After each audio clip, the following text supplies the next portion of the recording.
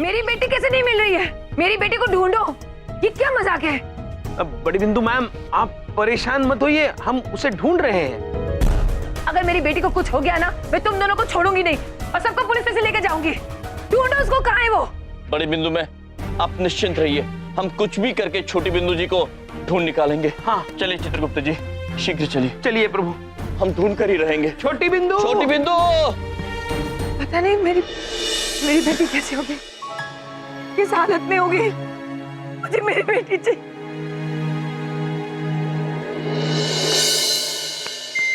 2 घंटे हो गए बेटा पूछते पूछते। अरे बता दे पर्ची कहाँ है। बॉस, आप एक बच्चे के आगे रोते हुए मुझे बिल्कुल भी अच्छे नहीं लग रहे हैं बॉस। ये लड़की बताओ पर्चा कहाँ पर है, नहीं तो खबरदार जो ऊंची आवाज में बात करी तो 5 करोड़ का माल है उस तिजोरी में, प्यार से डील कर इसको। जी बॉस। अरे मेरी माँ, बता दे पर्ची कहाँ है। अभी आपका रोता हुआ चेहरा मुझे अच्छा नहीं लग रहा, इसलिए मैं बता देती हूँ। बताओ बताओ, कहाँ है वो पर्चा, बताओ। मैंने वो पेपर एरोप्लेन बना के खिड़की से बाहर उड़ा दिया।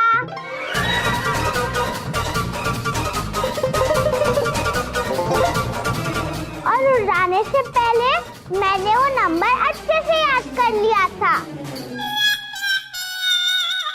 अरे बेटा, हाथ जोड़ लो, नंबर मुझे बता दे मेरी माँ। ठीक है बेटा, मुझे ना वो नंबर याद करना पड़ेगा। और मेरा दिमाग तभी चलता है जब मेरा पेट फुल हो, और मुझे अभी बहुत जोर की भूख लगी है। आप मुझे बेल्जियम चॉकलेट वेफर आइसक्रीम खिला दो ना अंकल। सुना नहीं तूने? जा जल्दी से आइसक्रीम लेके आ। जी बॉस।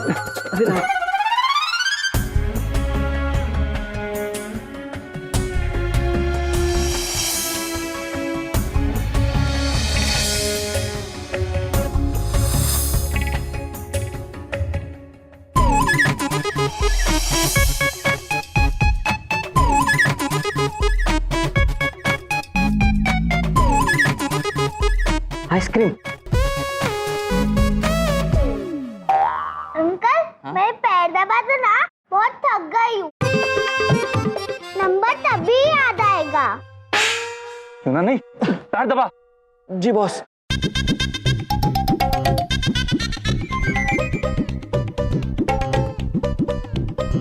अंकल, मुझे नंबर याद आ गया।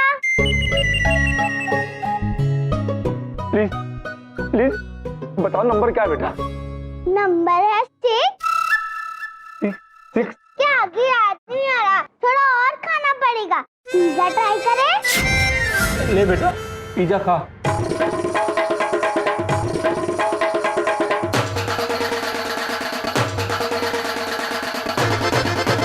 गुलाब जामुन, बर्गर,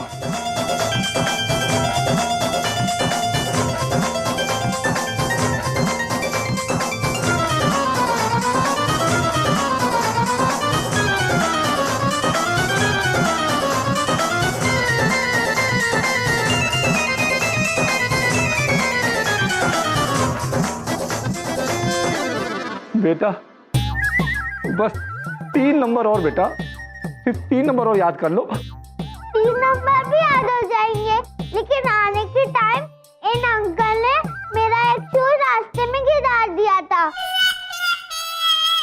और वही शूज मुझे अभी सेम चाहिए। ये लो।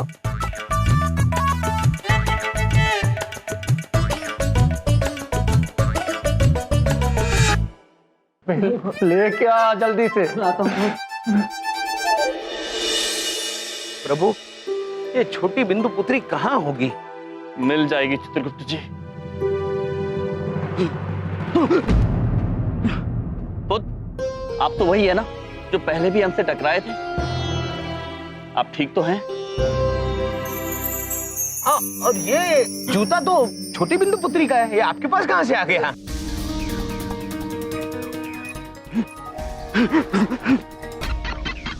चित्रगुप्त जी। जी प्रभु। ये इस तरह भाग कर क्यों गए? हमें शंका हो रही है। जी। चलिए इनके पीछे।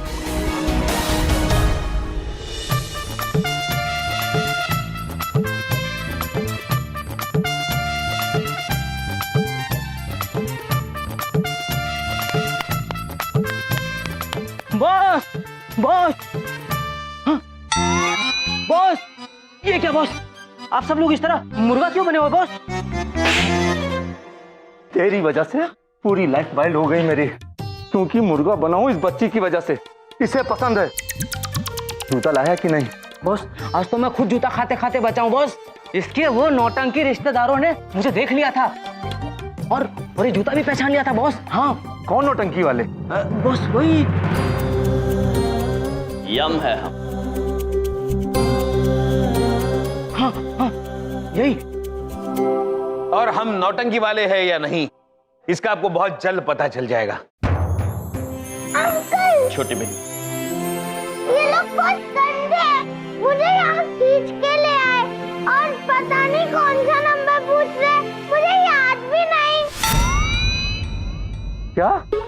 इसका मतलब तुम हमें मूर्ख बना रही थी? और नहीं तो क्या, खाने कैसे मिलता? आप समझते नहीं हो, मैं इतनी छोटी बच्ची हूँ, इतना बड़ा नंबर कैसे याद कर पाऊंगी?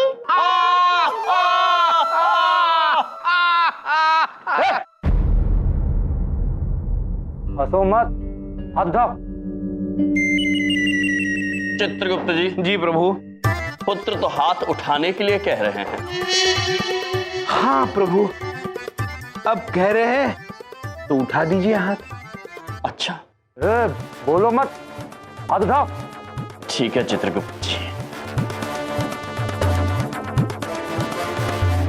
देखिए, वैसे तो हाथ उठाना ठीक बात नहीं, किंतु आपने एक कन्या का अपहरण किया है, हम पर ये बंदूक तान रहे हैं और फिर हाथ उठाने का आग्रह भी कर रहे हैं।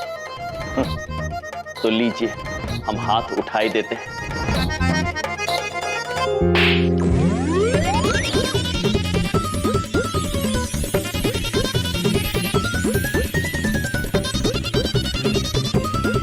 अरे ये क्या किया तुमने? उन्होंने हाथ उठाने के लिए कह दिया तो प्रभु ने हाथ उठा दिया। अरे पर ऐसे कैसे हाथ उठा दिया कि मेरे बॉस चक्री की तरह घूमने लग गए? ऐसे कैसे उठा दिया?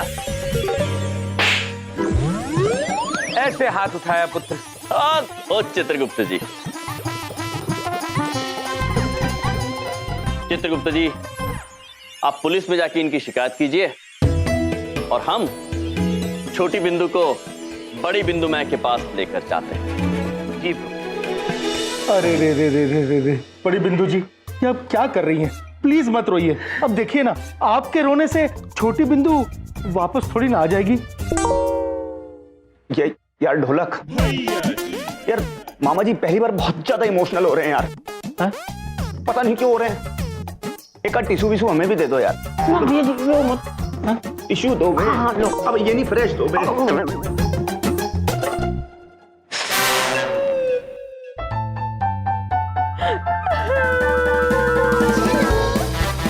अरे ये लो, बहुत ज्यादा ओवर एक्टिंग कर रही हो तुम, इतना काहे रो रही हो? टिश्यू दिया वेस्ट थोड़ी ना करूंगी मैं।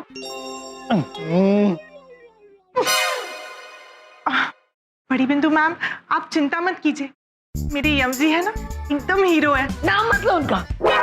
हाँ, ये सब उनकी वजह से हुआ है। मैं यमजी को कभी माफ नहीं करूंगी। नहीं मम्मी, वो तो तुम लोग के बहुत अच्छे अंकल हैं। छोटी, ठीक है, मेरी तो जान ही निकल गई थी। आपको मालूम है, कुछ गुंडे ने मुझे उठा के ले गए थे। क्या? और यम अंकल और चित्रगुप्त अंकल उनसे फाइट करके मुझे यहाँ ले आए। माफ कीजिए यम जी, चित्रगुप्त जी, गुस्से में और डर के मारे पता नहीं क्या क्या कह दिया आपको। नहीं बिंदु, मैं आपको क्षमा मांगने की कोई आवश्यकता नहीं है। आप एक माँ हैं, आपका चिंतित होना और हम पर गुस्सा करना उचित था। शुक्रिया, लेकिन बिंदु नहीं, बड़ी बिंदु। चित्रगुप्त अंकल ने मेरी सारी बातें मानी, घोड़ा मंगाया, गाना गाया, नाचे। इसका मतलब आपने उन्हें सताया। मुझे आपको डांटना चाहिए, यम जी को नहीं। हाँ नहीं बड़ी बिंदु, मैं बच्चों को प्यार से, धैर्य से समझाओ तो समझ जाते हैं, गुस्से की आवश्यकता नहीं पड़ती है। जी, और अगर आप प्रेम और धैर्य से छोटी बिंदु को कोई भी बात समझाएंगे तो वो अवश्य इतनी नटखट नहीं होंगी।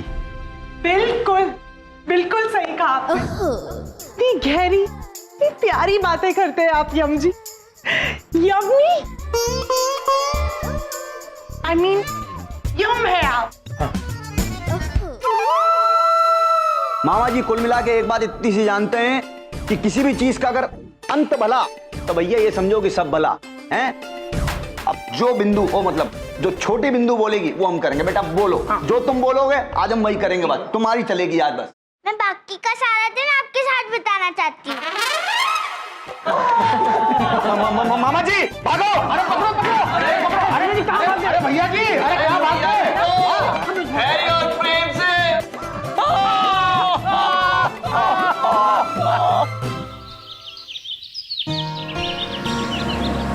प्रभु, सुबह सुबह पवन देव कितने खुश रहते हैं। मॉर्निंग वॉक का बड़ा मजा आता है। Morning walk. प्रभु। चित्रगुप्त जी, यदि पृथ्वीवासी हमसे यमलोक में मिलने की स्थिति विलंब करना चाहते हैं तो उन्हें भी सुबह सुबह मॉर्निंग वॉक करना चाहिए। बिल्कुल प्रभु। अरे हट जाओ, गाड़ी का ब्रेक फेल हो गया, हट जाओ। ओ भाई हट जाओ साहब, हट जाओ, गाड़ी का ब्रेक फेल हो गया, हट जाओ। चित्रगुप्त जी। जी प्रभु। Brake fail? प्रभु ब्रेक फेल? ब्रेक फेल मतलब जिस यंत्र से वाहन रुकता है वो यंत्र काम नहीं कर रहा, ये वाहन रुकेगा नहीं प्रभु।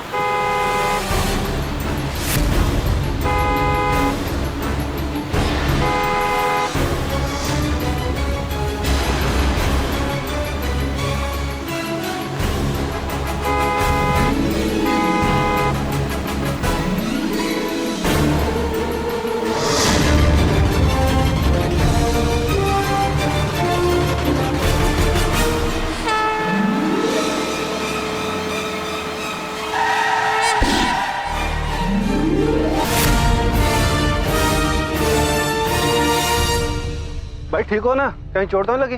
हमें खुद हमें क्या हो सकता है, यम है हम।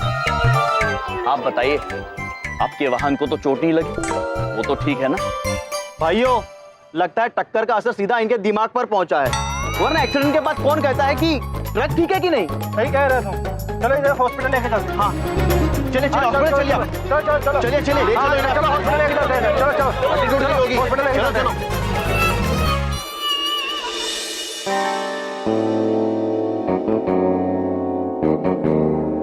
कमाल है। यस मैडम, कमाल की ज्वेलरी है, एकदम असली लगती है। शट अप, मैं इनकी बात कर रही हूँ। इतना बड़ा एक्सीडेंट हुआ और एक भी खरोच नहीं आई। वही तो मैडम, इतना बड़ा एक्सीडेंट हुआ और ज्वेलरी को एक भी खरोच नहीं आई। रजनी, मैं ज्वेलरी की बात नहीं कर रही हूँ, मैं खरोच की बात कर रही हूँ। Sorry madam. खरोच आई ना? कहाँ? इन्हें नहीं, वाहन को। चित्रगुप्त जी, देवी, हम तो केवल उन मनुष्यों की चिंता देखकर यहाँ पर आ गए हैं, हमें कुछ नहीं हुआ। देखिए, ये बहुत ही सीरियस केस है, हम कोई भी रिस्क नहीं ले सकते। रजनी, इनका ब्लड टेस्ट ले लो, ठीक है? Yes ma'am.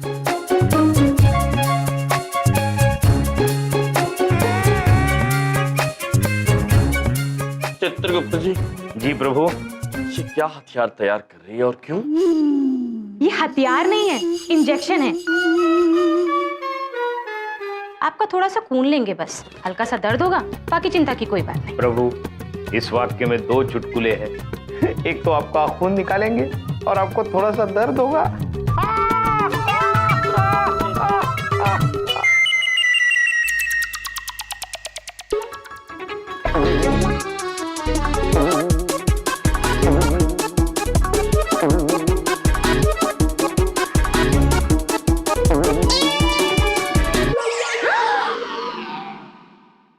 ये कैसे हो गया?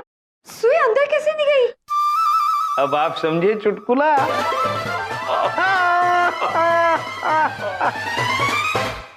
नर्स, इनमें साइड हो, मैं इनका नर्स चेक करती हूँ। जरा अपना हाथ दीजिए। जी।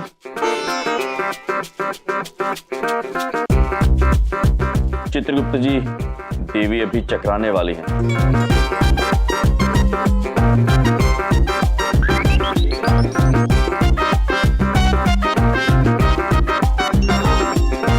इम्पॉसिबल, नब्ज ही नहीं मिल रही है। नब्ज नहीं मिल रही है? हमने कहा था ना।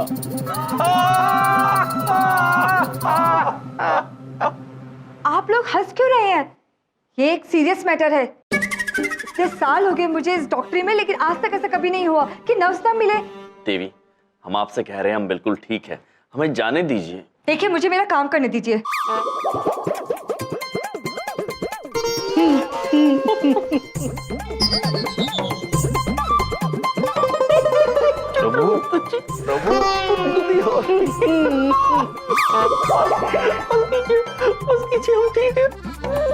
ये कैसे हो सकता है? आपके दिल की धड़कन नहीं पता चल रही, नर्व्स नहीं मिल रही, आप जिंदा कैसे हैं? मैडम जी, दिल की जगह पे नहीं है, नर्व नहीं मिल रही है, लगता है बॉडी के सारे पार्ट्स हिले हुए हैं, बस ज्वेलरी अच्छी है। शट अप, कुछ भी बोलती रहती हो। Sorry madam. अब बीपी मशीन लाओ।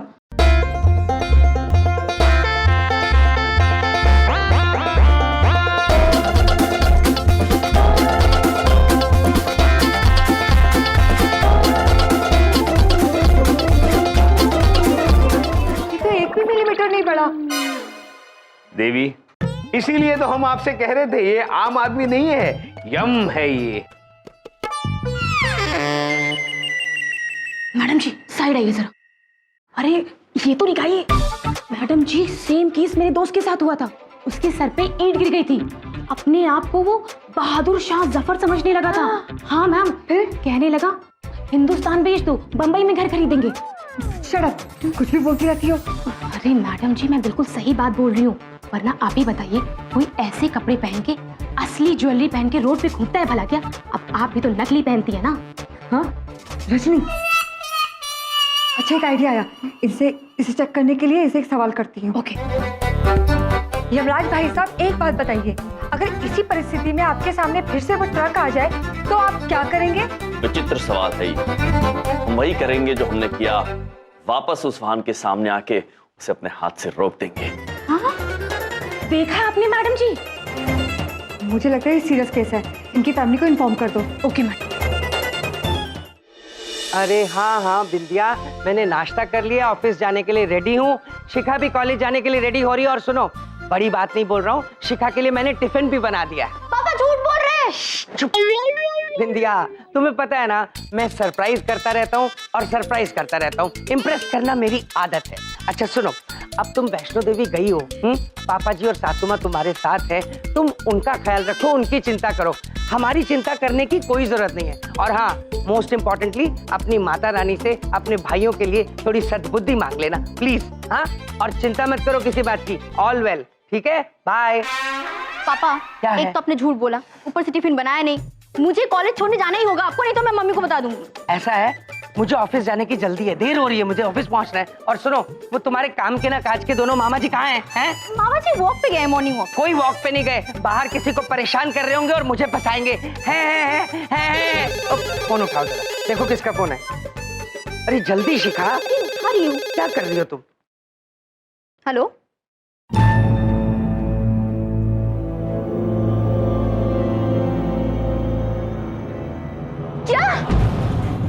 क्या हुआ शिखा, क्या हुआ? किसका फोन है? पापा, या मामा जी का एक्सीडेंट हो गया ट्रक से।